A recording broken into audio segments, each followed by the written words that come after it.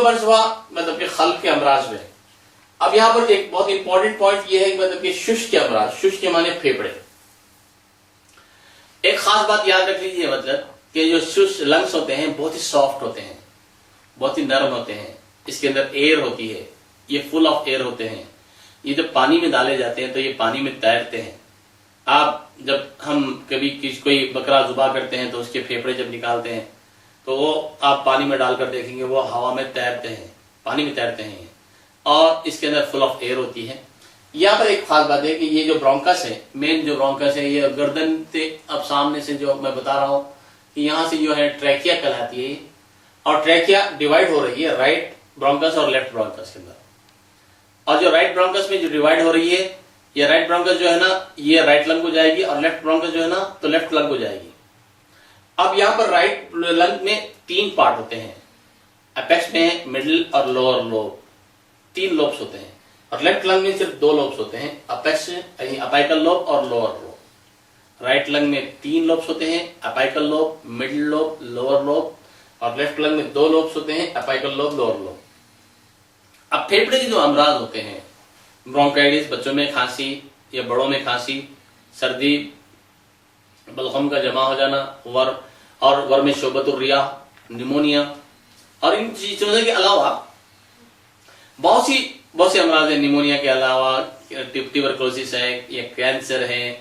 अब एक तबीब को इन तमाम चीजों के बारे में नॉलेज होना जरूरी है कि मतलब कि कौन से अमराज के अंदर किन किन पॉइंट पे हिजामा किया जाना चाहिए। अब यहाँ पर मैं आपको पॉइंट बता रहा हूं कि आपको लंग्स के ऊपर, अगर आपको लंग्स के लिए आपको हिजामा करना है तो यहाँ देखिए कि 23 नंबर, 19 नंबर, 21 नंबर, ये 3 पॉइंट्स है, 21, 19 and 23। In the same way आपको यहाँ पर देखिए 20 नंबर है, ये 6 नंबर है, ये 48 नंबर है। तो ये अभी मैंने कहा कि स्कैपुला का ख्याल रखते हुए जो बोन होती है उसके बीचों बीच की हिजामा करना चाहिए। और एक चीज ये है कि मतलब mid axillary line, mid axillary line के माने ये है कि मैं अपनी बॉडी पे बता रहा हूं कि ये देखिए कि मतलब कि ये जो एक्सिला है, एक्सिला के बीच में, तो यहां हिजामा करने से एक एडवांटेज क्या होगा कि फायदा क्या होगा कि लंग्स के एक्सपोज हो जाएंगे। अब लंग्स चूंकि खल्ब से जुड़ा हुआ होता है और खल्ब के बहुत सेंसिटिव पॉइंट्स हैं, तो इसीलिए आप मिड एक्सिलरी लाइन और ये जो पीछे के जो पॉइंट्स हैं, मैं आपको अपनी बॉडी पे बता रहा हूं, ये जो पॉइंट्स हैं, ये जो पॉइंट्स हैं स्कैपुला के बीच में, ये पॉइंट पे, ये पॉइंट पे, और ये पॉइंट पे, और ये पॉइंट पे, इन पे हिजामा कीजिए। अगर आपको एक लंग में इंफेक्शन है और दूसरा नॉर्मल है तो राइट अगर हो तो राइट का सिलेक्ट कीजिए, अगर लेफ्ट हो तो लेफ्ट का सिलेक्ट कीजिए। लेकिन एक खास बात का ख्याल रखें कि ऐसे अमराज के अंदर बुखार की ज़्यादती में आप हिजामा ना करें, बुखार कम होने के बाद हिजामा करें। और दूसरी चीज ये कि जब भी हिजामा करोगे तो 1 और 55 जो पॉइंट है उसके पर हिजामा करना जरूरी है।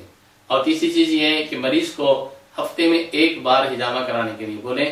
पीर और जुमेरात ऐसे तवारीख हैं, ऐसे दिन हैं जहां पर हिजामा करने से बहुत फायदा होता है। और इसके अलावा चांद की 17 को, चांद की 19 को और चांद की 21 को। अब जैसे मिसाल के तौर पर अब चांद की 17 जो आ रही है, अब ये महीने की 24 तारीख को आ रही है, तो अब 22, 24, 26 ये तवारीख ऐसे हैं जो चांद की 17, 19, 21 आती है। तो इन तवारीख में हिजामा कराने से इंशाअल्लाह बहुत फायदा होगा। अब इसका साइंटिफिक इंटरप्रिटेशन अल्हम्दुलिल्लाह रिसर्च किया जा रहा है, काफी कुछ रिसर्च किया जा रहा है कि चांद की तवारीख के अंदर हमारी बॉडी के अंदर जो मवाद होते हैं या जो खून होता है उसमें गिलियान होता है, और गिलियान के माने मतलब कि मद्दोजज़ब के जैसा होता है, और इसमें अगर हिजामा करोगे तो बहुत फायदा होगा।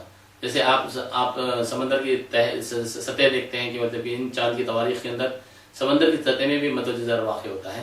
तो उसी तरीके से हमारे जिस्म के जो मवाद हैं, खून है, दम है, तो इसके अंदर भी मद्दोजज़ब पैदा होता है। तो इंशाल्लाह इस पे हिजामा कर सकते हैं। तो खल्ब के अमराज के अंदर खास तौर से कोरोनरी आर्टरी डिसीज के अंदर, वॉल्स के प्रॉब्लम के अंदर, और शुष्क के अमराज के अंदर इन्फेक्शन है, ब्रोंकाइटिस है, ब्रोंकियोलाइटिस है, लंग आर्थराइटिस है, निमोनिया से, ट्यूबरकुलोसिस है।